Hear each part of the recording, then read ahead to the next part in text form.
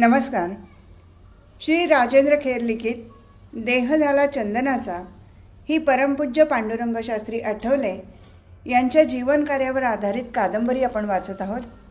आज आपण 17व्या प्रकरणातला पुढचा भाग वाचायला घेतो आहोत. दुपारची वेळ होती. विद्यापीठाच्या आवारातल्या एका शेडखाली बसून नंदलालबाईंनी हिशोब उरकले होते. तेवढ्यात पुरुषोत्तम खेरास त्यांच्याजवळ आले. गंभीरपणानं म्हणाले, आपण काहीतरी केलं पाहिजे. लालदासबाई सांगत होते. काय सांगत होते? शास्त्रीजींना कसल्या तरी काळजीनं घेरले. हातातली हिशोबाची चोपडी सावरून धरत नंदलालबाईंनी विचारलं, आता कसली काळजी? मजूर मिळाले आहेत, काम वेगानं सुरू आहे, त्यात कलेक्टर साहेबांनी पाठीमागची जमीनसुद्धा दिली आहे, तेव्हा काळजी करण्याचं त्यांना काहीच कारण नाही. मला वाटतं पैशाची चिंता लागून राहिली असावी. कुणी सांगितलं? लालजीबाईंनीच सांगितलं. मग ते खरंच असलं पाहिजे. म्हणूनच म्हणतो, काय काहीतरी केलं पाहिजे. म्हणजे नेमकं काय? समजा आम्ही पैशाची व्यवस्था केली तर? अहो, तुम्ही काय एका क्षणात अशी व्यवस्था कराल? तुमच्यासारखे आणखी कितीतरी कोट्याधीश पैसे घ्या म्हणून मागे लागले आहेत. मलाही वाटतं आपणही काहीतरी करावं. नंदलालबाईच पुढे हसत म्हणाले, पण शास्त्रीजीच म्हणतात ना, मी त्यांच्यासारखाच बिनखिशाचा माणूस आहे म्हणून. तरीसुद्धा मनापासून काहीतरी करावंसं वाटतं. पण शास्त्रीजींना ते पटलं पाहिजे ना. त्यांना विचारल्याशिवाय एकही गोष्ट होणार नाही. पैशाची तर बातच सोडा. शास्त्रीजींना तसं काळजीत बसलेलं बघवत नाही हो. म्हणून म्हटलं, पैशाची काही व्यवस्था करू का? ते त्यांनाच विचारलं पाहिजे. एवढं बोलून नंदलालबाईंनी पांडुरंग शास्त्रींच्या दिशेनं बघितलं. त्या आवाराच्या डाव्या बाजूला एक मोठा डेरेदार आम्रवृक्ष होता. त्या आम्रवृक्षाखाली पांडुरंग शास्त्री संचित मुद्रेनं बसलेले होते. त्यांचं सारं लक्ष समोर काम करीत असलेल्या मजुरांकडे लागून राहिलं होतं. समोर जवळपास 300 मजूर काम करत होते. सुरुवातीपासूनच ते मजूर विद्यापीठाच्या बांधकामावर रुजू झाले होते. बांधकामाला जेव्हा प्रारंभ झाला तेव्हा पांडुरंग शास्त्रींच्या उत्साहाला उधाण आलं होतं. कमीत कमी खर्चात बांधकाम व्हावं म्हणून सतत त्यांचा प्रयत्न असे. खर्च वाचावा म्हणून त्यांनी रेतीचा ठेका घेतला होता. विटा विकत आणण्यापेक्षा बांधकामाच्या जागेवर विटा पाडल्या तर ते अधिक फायदेशीर ठरेल या हेतूनं वीजभट्टीही तिथेच लावली होती. विटांवर TVP अर्थात तत्त्वज्ञान विद्यापीठ अशी मुद्रा कोरली होती. वाहतुकीचा खर्च वाचवण्यासाठी त्यांनी एक जुना ट्रकही विकत घेतला होता. बांधकाम करून घेण्याची सारी जबाबदारी त्यांनी पुरुषोत्तमबाईंवर सोपवली होती. हे काम पुरे होईपर्यंत मी पेढीवर येणार नाही असं पुरुषोत्तमबाईंनी आपल्या घरी तेव्हाच सांगून टाकलं होतं. विद्यापीठ उभारणीच्या कार्यात त्यांनी आणि नंदलालबाईंनी रात्रंदिवस स्वतःला झोकून दिलं होतं. एवढंच काय, प्रत्यक्ष बांधकाम करणारे मजूरही रात्रंदिवस तिथेच ठेपून राहिले होते.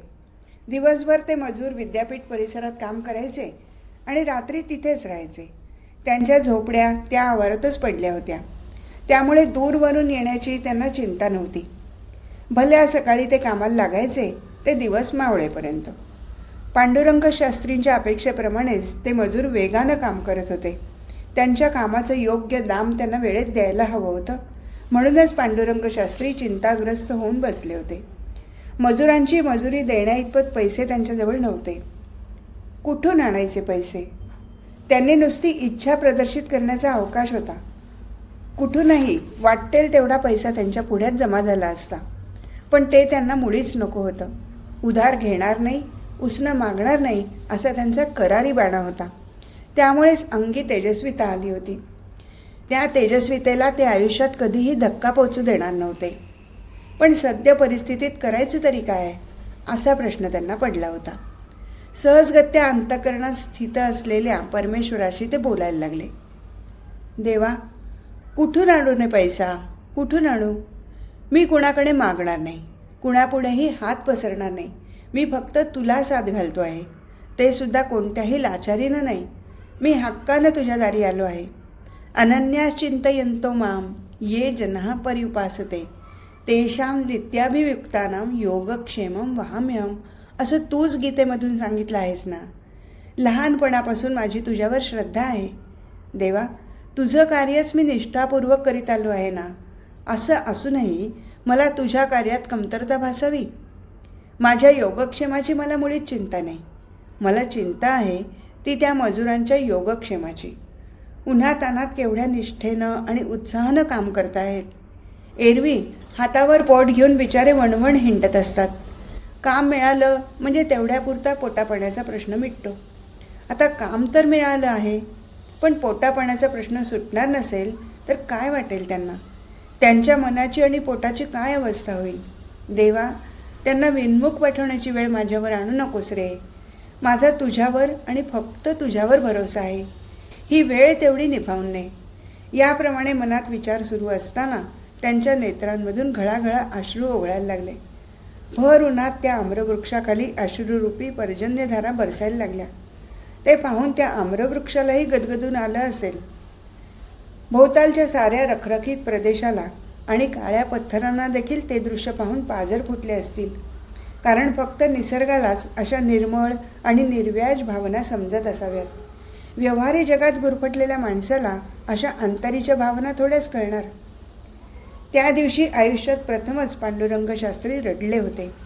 आजवर अनेक दुःखद प्रसंगात ते खंबीर राहिले होते. अशा तऱ्हेनं अश्रू ढाळणं त्यांना माहीत नव्हतं. परंतु त्या दिवशी मात्र ते दुसऱ्यांच्या चिंतेनं रडले होते. त्यांच्या ज्ञानमय जीवनाची उत्तुंगता आत्तापर्यंत दिसून आली होती. आता या प्रसंगामधून त्यांच्या भावजीवनाची पराकाष्ठा प्रतीत होत होती. भावविवश अवस्थेत निळसर वलय असलेल्या त्यांच्या तेजस्वी नेत्रामधून त्यांच्या कपोलावर अश्रू ओघळले होते. त्यांची तेजपुंज गौरमुद्रा आरक्त होऊन गेली होती. त्यांच्या पाठीमागे पश्चिम दिशेला नारिंगी रंगाचं पांघरुण लपेटून तो तेजोनिधी सूर्यनारायण झपाट्यानं क्षितिजाकडे निघाला होता. या रंगछटा नंदलालबाई दुरून बघत होते. रंगाचा पेरंग करण्याची त्यांची इच्छा नव्हती, कारण ते दृश्य त्यांनाही सर्वस्वी अनोखं होतं. म्हणूनच त्या भावदृश्याला धक्का न लावता ते तिथून माघारी फिरले. एव्हाना भावनांचा जोर ओसरला होता. अश्रूंना बांधारा घालण्यात पांडुरंग शास्त्री यशस्वी झाले होते. त्यांच्या मनात कसला तरी ठाम निर्णय झाला होता. खादीच्या शुभ्र रुमालानं आपले नेत्र टिपरून घेत ते मनाशी म्हणत होते, देवा, तुझंही काही चुकीचं नाही. तू म्हणत असशील याच्या नावावर चांगला जमीन जुमला आहे आणि तरीही हा माझ्यापुढे हात पसरतो. ठीक आहे देवा, ठीक आहे देवा, तुझ्या दाराशी मी पुन्हा येईन तेव्हा हेही कारण उरणार नाही. याप्रमाणे विचार करून ते मोठ्या निश्चयानं आपल्या जागेवरून उठले. सदरा आणि धोतर थोडं झटकल्यासारखं केलं आणि ते तात्काळ तिथून निघाले. निघताना त्यांनी हातात एक मोठा दंडा घेतला, कारण एव्हाना चांगलाच अंधार पडला होता. रस्त्यामधून साप नाग हमखास दिसायचे. स्टेशनपर्यंत जाण्यासाठी अन्य कोणतीच सोय नव्हती. पुष्कळ अंतर चालून जावं लागायचं. चालत चालत पांडुरंग शास्त्री त्या भयान अंधारातून वाट काढत निघाले आणि तासाभरात स्टेशनवर जाऊन पोचले. मुंबईला जाणारी लोकल त्यांना यथावकाश मिळाली. गिरगावातल्या भटवाडीत असलेल्या आपल्या नव्या घरी येऊन ते पोचले तेव्हा रात्रीचे 11:30 वाजून गेले होते. जपानहून परतल्यानंतर पांडुरंग शास्त्री जगन्नाथ निवासमधल्या नव्या जागेत राहायला आले होते. पांडुरंग शास्त्रींचा नावलौकिक आणि प्रभाव दिवसेंदिवस वाढू लागला होता. त्यांना आता सातत्यानं लोक भेटायला येतील. आंतरराष्ट्रीय कीर्तीचे तत्त्वज्ञही भेटीसाठी येतील. त्यासाठी ही नवलकर बिल्डिंगमधली राहती जागा तितकी पुरेशी पडणार नाही, असा विचार पाठशाळेतील ज्येष्ठ आणि अनुभवी माणसं करू लागली. त्यांनी जागेचा शोध घ्यायला सुरुवात केली. जगन्नाथ निवासमधली ही जागा सर्वांच्याच पसंतीला उतरली. मग सर्व आठवले मंडळी नव्या जागेत राहायला आली. पुढे 1962च्या सुमारास एक नवा कायदा येऊ घातला होता. भाड्याची जागा बंद करून ठेवायची नाही, असा फतवा निघाला. नवलकर बिल्डिंगचे मालक आठवल्यांकडे जागा परत मागू लागले. ती जागा सोडणं शक्यच नव्हतं. त्या जागेत आठवल्यांच्या भावना गुंतलेल्या. तात्यांनी ती जागा घेतली होती. त्या बिल्डिंगचं बांधकामही त्यांच्या देखत झालेलं. म्हणून जागा मालकाला परत न देता प्रभाकर पंत आपल्या कुटुंबासह त्यावेळी पुन्हा नवलकर बिल्डिंगमध्ये राहायला आले होते. सध्या मात्र ते सर्व भटवाडीतच राहायला आले होते. ते या नव्या घरी येऊन पोचल्यावर निर्मला त्यांनी दार उघडलं. चिंतायुक्त स्वरात त्या म्हणाल्या, किती उशीर झाला. त्या आड रानातून वेळेवर आला नाहीत म्हणजे काळजी वाटत राहते. छे छे, तू माझी मुळीच काळजी करत जाऊ नकोस. माझी काळजी घेणारा बसलाय ना माझ्या हृदयात. ते मान्य आहे, पण तरीही काळजी वाटतेच ना. केवढी आडरानात आहे ती जागा. साप विंचवांचं साम्राज्य तिथे पसरलेलं आहे. त्यात रस्त्यांना दारुडे भेटत असतात. मला तर बाई भीतीच वाटते. पांडुरंग शास्त्रीने यावर हसून तत्काळ म्हटलं, अगं, काही कार्य करायचं म्हटलं म्हणजे अशी भीती बाळगून कसं चालेल. याहीपेक्षा दुर्गम ठिकाणी जाण्याची वेळ येईल. खेड्यापाड्यातून काम करायचं आहे ना. बरं, वाढ लवकर, पहाटे निघायचंय. कुठे? रोयाला जायचं म्हणतोय. आधी आईला विचारतो, मग ठरवतो. त्यांच्या मातोश्री पार्वतीबाई मधल्या खोलीतल्या पलंगावर बसून होत्या. हातपाय धुवून झाल्यावर पांडुरंग शास्त्री आपल्या आईजवळ येऊन बसले. मग म्हणाले, सकाळी रोयाला चाललोय, जाऊ ना. मातोश्रींना वाटलं नेहमीप्रमाणे ते खापर पणजोबा पांडुरंगपंत यांच्या समाधीचं दर्शन घेण्यासाठी जाणार आहेत. त्यामुळे त्यांना अडकाठी करायचं काहीच कारण नव्हतं. त्या म्हणाल्या, जा बरं. आणि माघारी केव्हा येणार? लगेच. पार्वतीबाईंनी मान डोलावली. आईची संमती मिळताच पांडुरंग शास्त्रींना समाधान वाटलं. दुसऱ्या दिवशी पहाटेच ते रोह्याला रवाना झाले. रोह्याला जाऊन ते काय करणार होते हे त्यांच्याशिवाय कुणालाही माहीत नव्हतं. सकाळचे 11 वाजून गेले होते. रोह्यामध्ये असलेल्या आठवल्यांच्या घरातला झोपाळा झुलत होता. घरापुढच्या ओसरीवर लावलेल्या त्या झोपाळ्यावर पांडुरंग शास्त्री बसले होते. शेजारी त्यांचे एकेकाळचे सहाध्यायी शंकरराव पाध्ये बसले होते. झोपाळा हळूहळू झुलत होता. त्याबरोबर जुन्या आठवणीही दोघांच्या मनात हेलकावत होत्या. या झोपदार आठवणीसुद्धा दोघांना सुखावून जात होत्या. आठवणी सुखाच्या असोत व दुःखाच्या. प्रत्यक्षात घडलेल्या सुखदुःखाच्या प्रसंगांचं जेव्हा निर्माल्य होतं तेव्हाच त्यांची गोडी वाटू लागते. ते निर्माल्य देखील एक प्रकारचा पवित्र सुवास देऊन जातं. आता झोपाळ्यावर झुलत असताना ते दोघे तशाच निर्माल्याचा पवित्र सुगंध अनुभवत होते. आठवणी काढताना पांडुरंग शास्त्री म्हणत होते, पाध्ये, आमचे अण्णा म्हणजे खरोखर सत्पुरुष. माझ्या लहानपणी खऱ्या अर्थानं त्यांनी माझ्यावर संस्कार केले, मला घडवलं. मी त्यावेळी फार लहान होतो म्हणा, पण सतत काहीतरी करण्याची त्यांची तळमळ त्याही वयात मला प्रतीत होत असे. अण्णांनी खरोखरच त्यांच्या आजोबांप्रमाणेच तेजस्विता जपली होती. तात्यांनी तोच वारसा पुढे चालवला. पण शास्त्रीजी, तुमची आजीवर अधिक माया होती ना? तशी दोघांच्यावरही माया होती, पण त्यामध्ये थोडा फरक होता. मी 2.5 वर्षाचा असेन त्यावेळी अण्णांनी माझ्या अंगावर खादी चढवली. आज तागायत ती तशीच आहे, पुढेही तशीच राहणार आहे. हां, त्यांनी जे सद्विचार धन मला लहानपणी दिलं ते निरंतरचं माझ्या मनाला चिकटलं. संस्कृत शिकवताना ते नेहमी म्हणायचे, तुला मी संस्कृत शिकवतो ते पुराण सांगण्यासाठी नव्हे. रोज रात्री अण्णा या समोरच्या अंगणात ज्ञानेश्वरीवर प्रवचन करायचे. तेव्हा मला वाटायचं की आपणही पुढे अण्णांसारखं प्रवचन करायला शिकलं पाहिजे. अण्णांचा सतत माझ्या डोळ्यासमोर आदर्श होता. त्यातून प्रेम निर्माण झालं होतं.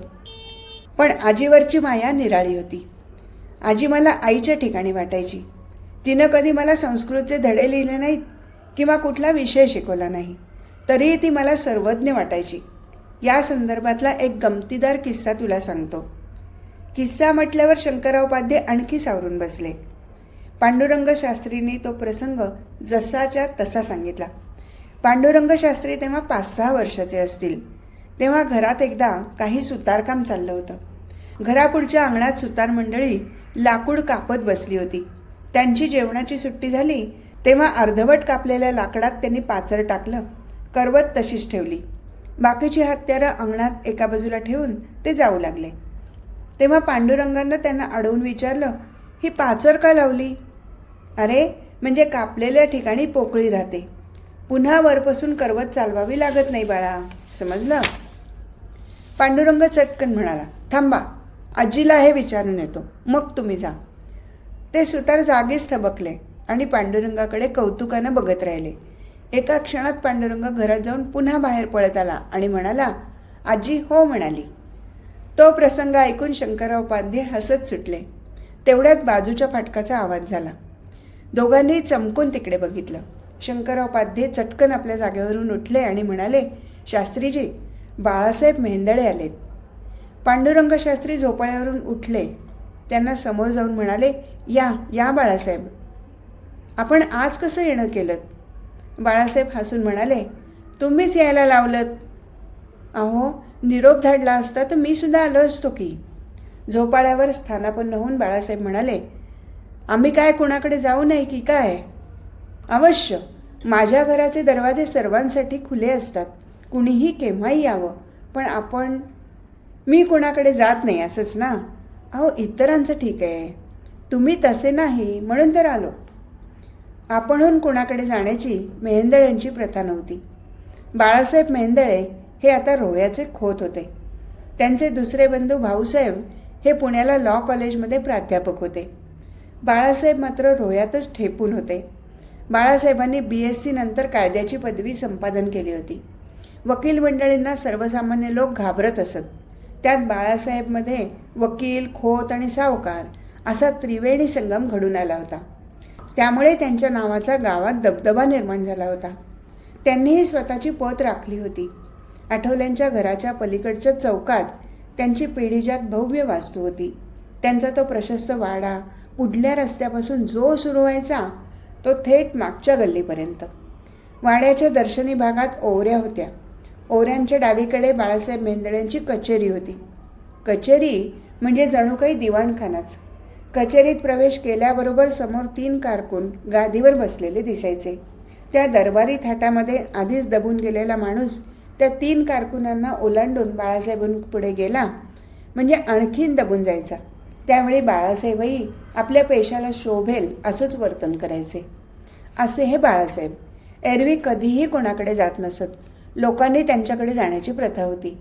तेच बाळासाहेब आज आपला मानमरार्थ बाजूला ठेवून स्वतःहून पांडुरंग शास्त्रींना भेटायला त्यांच्या घरी आले होते. झोपाळ्यावर ते विसावले तेव्हा पांडुरंग शास्त्री त्यांच्या बाजूला स्थानापन्न झाले. शंकरराव पाध्ये ओट्यावर जाऊन बसले. पांडुरंग शास्त्री म्हणाले, आपण आलात हे पाहून अतिशय आनंद झाला आहे. सहजच आला होता ना, का विशेष काही काम होतं? बाळासाहेब लगेच काही बोलले नाहीत. त्यांनी आजूबाजूला दृष्टी फिरवली. इथे सारा आमचा एक परिवार आहे. त्याच भावनेनं आम्ही राहत असतो, म्हणून कोणताही आडपडदा न ठेवता बोला. बाळासाहेब शांतपणाने बोलायला लागले. तुम्ही जमीन विकताय असं समजलं. तलाठी ऑफिसमध्ये त्यासाठी गेला होतात ना?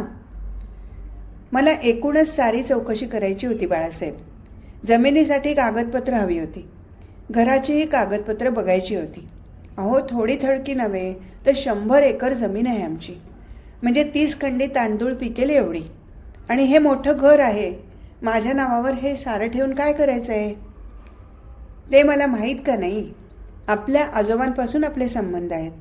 तुमच्या घराण्याची निस्पृहता माझ्या आजोबांनीही अनुभवली होती. माझे वडील त्याबद्दल नेहमी सांगत असत. मलाही तुमच्याविषयी आदर वाटतो. काल तुम्ही जमिनीची चौकशी केलीत हे समजलं म्हणून तातडीनं तुमच्याकडे आलो. आता तुम्ही माझं ऐका. जमीन काढून टाकण्याचा मुळीच विचार करू नका.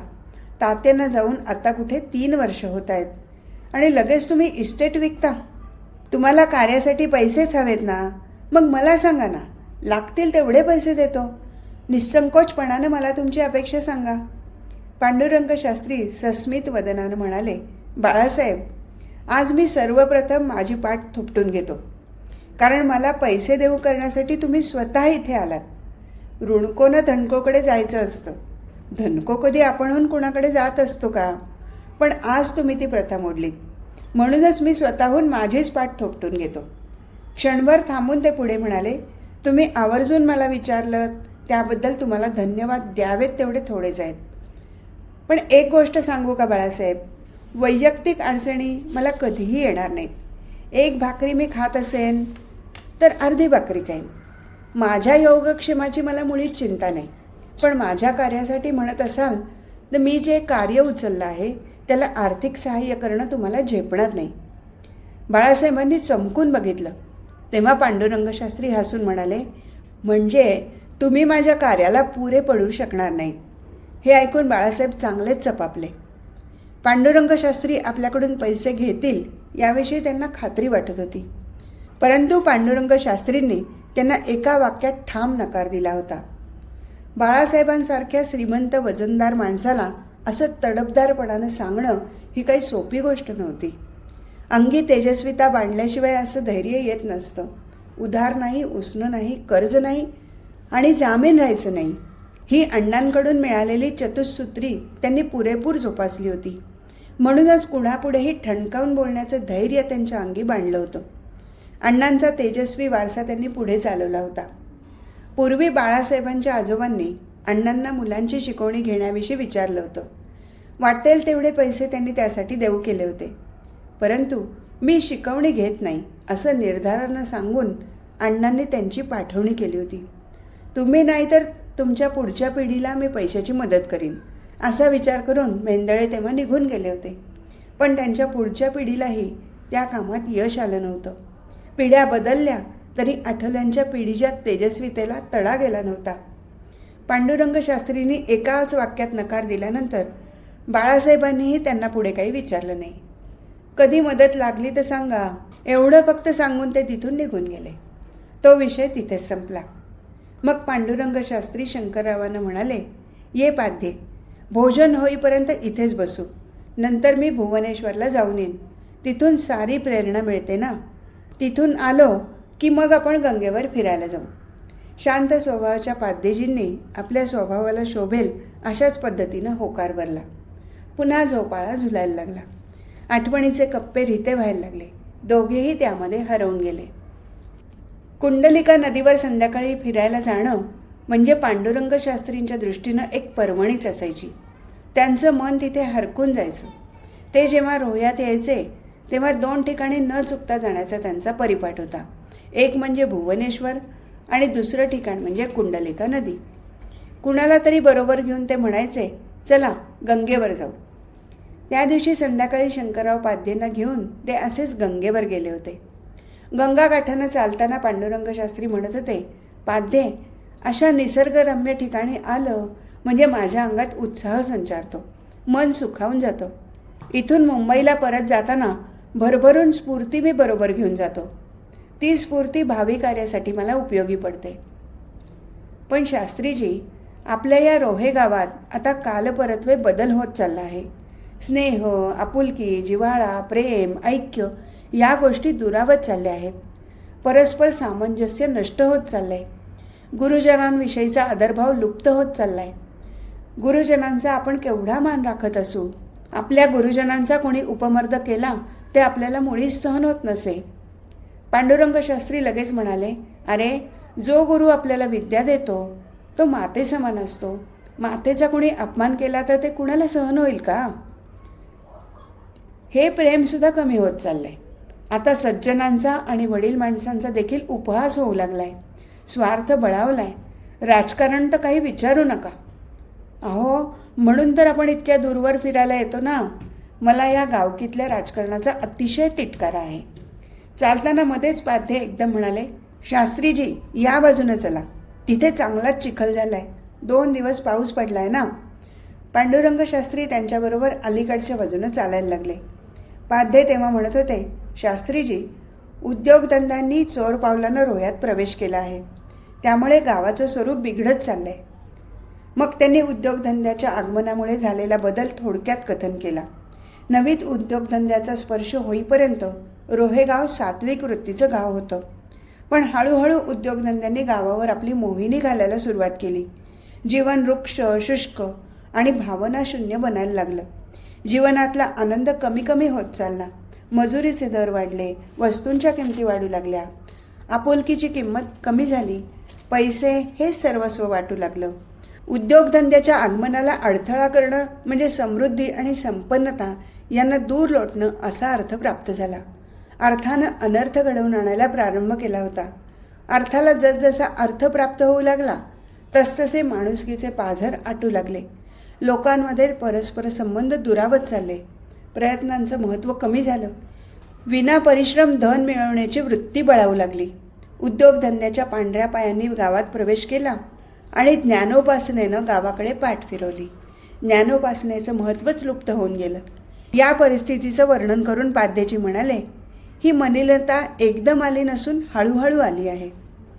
पांडुरंग शास्त्रींनी यावर म्हटलं, खरं सांगू का पाध्ये, संपूर्ण समाजच आज मलिन होऊन गेलाय आणि त्याला कारण आजचं भौतिक शिक्षण. काही झालं तरी मुलानं BA व्हायला पाहिजे किंवा डॉक्टर इंजिनियर बनलं पाहिजे असा आग्रह समाजावर प्रभाव असणाऱ्या उच्चवर्गीयांकडून केला जात आहे. पाश्चात्य विचारसरणीतून निर्माण झालेलं हे भौतिक शिक्षण समाजाला अवनतीकडे घेऊन जाणारं शिक्षण आहे. शिक्षण कशासाठी? तर पैसा आणि प्रतिष्ठा मिळवण्यासाठी. या पलीकडे कुणाला शिक्षणाचं महत्त्व कळतच नाही आणि महत्त्व कळलं तरी आधुनिक शिक्षण त्यासाठी पुरं पडू शकत नाही. नुसतं सुशिक्षित होण्यापेक्षा सुसंस्कृत होणं अधिक महत्त्वाचं आहे. हे जोपर्यंत समाजाला कळत नाही तोपर्यंत अशीच अवनती होणार. खाणं पिणं आणि झोपणं एवढाच जीवनाचा अर्थ उरणार. म्हणूनच सुसंस्कृत समाज घडण्यासाठी मी तत्त्वज्ञान विद्यापीठाची प्रस्थापना करत आहे. आपल्या ऋषीमुनींनी ज्ञानानं आणि महत्प्रयासानं सिद्ध केलेलं तत्त्वज्ञान तिथे शिकवलं जाईल. ते एक सांस्कृतिक केंद्र बनेल. सुप्त गुणांना ऊर्ध्वगामी बनवणारं ते प्रकाश केंद्र असेल. बोलताना पांडुरंग शास्त्रींची दृष्टी नदीच्या लालबुंद पाण्याकडे गेली. विषयांतर करून ते उत्साहानं म्हणाले, लहानपणी पुराच्या अशा पाण्यात आपण उड्या ठोकायचं नाही का पाध्ये? आपण म्हणजे तुम्हीच तेवढे पुराच्या पाण्यात पोहायचे आणि आम्ही तुमचं पोहणं बघत काठावर बसायचं. पांडुरंग शास्त्री हसून म्हणाले, अजूनही तो उत्साह माझ्या अंगी आहे बरं का. पाध्येजी कौतुकानं त्यांच्याकडे बघत राहिले. पाध्ये, डोंगर, नदी, नाले, हिरवळ, चांदणं अशी निसर्गाची विविध रूपं बघताना माझं मन अतिशय मोहून जातं. आपल्या या सनातन भूमीत रामकृष्णांनी आपलं रक्त आटवलं. वसिष्ठ, याज्ञवल्क्य यांनी डोंगरा एवढं कार्य केलं. पण या भूमीतला आजचा माणूस कसा आहे? पाध्येजींनी त्यांच्याकडे प्रश्नार्थक मुद्रेनं बघितलं. आजचा माणूस आत्मविस्मृत आणि लाचार बनला आहे. त्याचा अस्मितेचा कडाच गेला आहे. त्याच्या मणक्यांना तेल कोण हो लावील? ते काम मला करायचं आहे. जिथे एक आचार एक विचार असेल असं पीठ मला उभं करायचं होतं. आज तत्त्वज्ञान विद्यापीठाचं काम भगवंत कृपेनं वेगानं सुरू आहे. 11वी पास झालेल्यांना तत्त्वज्ञान विषय घेऊन 6 वर्षांनी BA करता येईल. पुढे MAही होता येईल. शिक्षण कालात निसर्गाच्या सान्निध्यात विद्यार्थ्यांचं शैशव पुन्हा जागृत होईल. तारुण्य शक्तिमान बनेल. बुद्धी तल्लख होईल. अंगी तेजस्विता येईल. शिक्षणाबरोबरच तिथला तरुण अतिशय सुसंस्कृत बनलेला असेल आणि हाच तरुण खऱ्या अर्थानं विकसित होईल. खाना पिना आणि सोना याच्या पलीकडे जाऊन तो कार्य करेल. आपल्या ऋषीमुनींना अभिप्रेत असलेलं काम त्याच्या हातून घडेल. संपूर्ण समाज खऱ्या अर्थानं सुसंस्कृत झाला तरच समाज उन्नतावस्थेला पोचेल. म्हणून शिक्षणाचं कार्य मी प्रथम हाती घेतलं आहे. दोघंही बरंच अंतर चालून गेले होते. आता पुन्हा परत फिरायला हवं होतं. दिवस मावळतीला टेकला होता. अभ्राच्छादित आकाशामुळे सूर्याचं दर्शन होत नव्हतं. गेले काही दिवस पडलेल्या पावसामुळे कुंडलिका नदीचं पात्र रुंदावलं होतं. नदीचं पाणी लालेलाल दिसत होतं. नदीच्या दोन्ही काठावरचा सारा परिसर हिरवागार बनून गेला होता. काही ठिकाणी पाण्याची डबकी साचून राहिली होती तर काही ठिकाणी नुसताच चिखल झाला होता. चिखलातून वाट काढीत ते दोघे परतीच्या वाटेला लागले होते. पांडुरंग शास्त्री तेव्हा म्हणत होते, पाध्ये, मला आगामी काळात पुष्कळ नवीन प्रयोग करायचे आहेत. तत्त्वज्ञान विद्यापीठ हा माझा प्रथम प्रयोग असेल. आणखी कुठले प्रयोग? पांडुरंग शास्त्री लगेच काही बोलले नाहीत. आपल्या मनातले संकल्प कुणाला बोलून दाखवण्याचा त्यांचा स्वभावही नव्हता. मनाशी मात्र ते बोलायला लागले. ते मनात म्हणाले, पाध्ये, काय सांगणार? प्रचलित समाजव्यवस्थेत भक्ती ही बासनात गुंडाळली गेली आहे किंवा मंदिरात अडकून पडली आहे. आजची मंदिरं आपल्या श्रेष्ठ ऋषीमुनींची चेष्टाच करत आहेत. मूर्तीपूजा विकृतीच्या अंतिम चरणात जाऊन बसली आहे. जे लोक थोडीफार उपासना करतात ते कर्मकांडात अडकून पडले आहेत. तीर्थयात्रांमधला प्राण हरवून बसला आहे. तीर्थयात्रांचा मूळ उद्देश विस्मृतीत गेला आहे. आपली तीर्थक्षेत्र वैचारिक स्वच्छतेबरोबरच भौतिक स्वच्छतेची सुद्धा वाट पाहत आहेत. यज्ञ कामनिक बनले आहेत. धर्मविचार बुद्धिप्रामाण्य घालवून बसला आहे. तरुण वर्ग धर्मविचारांना तुच्छ मानत आहे. तर धर्माच्या नावाखाली भोंदूबाबांचा सुळसुळाट वाढला आहे. अध्यात्माचं शुद्धीकरण आवश्यक होऊन बसलं आहे आणि या सर्वाचा परिणाम म्हणजे आपल्या भारतीय संस्कृतीची तेजस्वी विजिगीषू मूल्य कालाउघात नाहीशी होत चालली आहेत। या सर्व गोष्टींचा मला जीर्णोद्धार करायचा आहे, त्यासाठी नवीन प्रयोग उभे करायचे आहेत। पांडुरंग शास्त्री काहीतरी बोलतील असं पाध्यजींना वाटलं होतं, पण ते प्रत्यक्षात काहीच बोलले नव्हते। एव्हाना ते मगाच्या चिखलमय वाटेवर येऊन ठेपले होते। आपल्या पायातल्या चपला काढून पाध्यजींनी त्या हातात घेतल्या, मग एका हातानं आपलं धोतर सावरून धरत ते म्हणाले, फार चिखल आहे, चप्पल रुतली तर पंचायत व्हायची। पांडुरंग शास्त्री ठामपणाने म्हणाले, मी नाही काढणार चप्पल। अरे, आपल्यासाठी चप्पल का चपलेसाठी आपण? इथे खडे काठे चिखल सारं काही आहे, अशावेळी चप्पल पायात असलेली बरी नाही का? पाध्यजी काही बोलले नाहीत। आपलं धोतर सावरून ते त्या चिखलातून अनवाणी अवस्थेत मार्ग काढत होते, तर त्यांच्या मागोमाग पांडुरंग शास्त्री चपला पायातच ठेवून चालले होते। काही अंतर चालून गेल्यावर पांडुरंग शास्त्री मागून ओरडले, पाध्ये, तू शहाणा निघालास बघ, माझी चप्पल तुटली।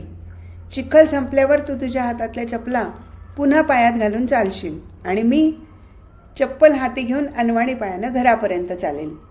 पाध्यजी मनापासून हसले। मग त्याने विचारलं, माझ्या चपला तुम्हाला देऊ का? अरे हट, मी काय लेच्यापेच्या आहे का? असाच मी चालत राहणार, काटे कुपाटे तुडवत। वाटेत मोची भेटला तर ठीक, नाहीतर असेच। घरी येईपर्यंत त्याच अवस्थेत ते चालत राहिले।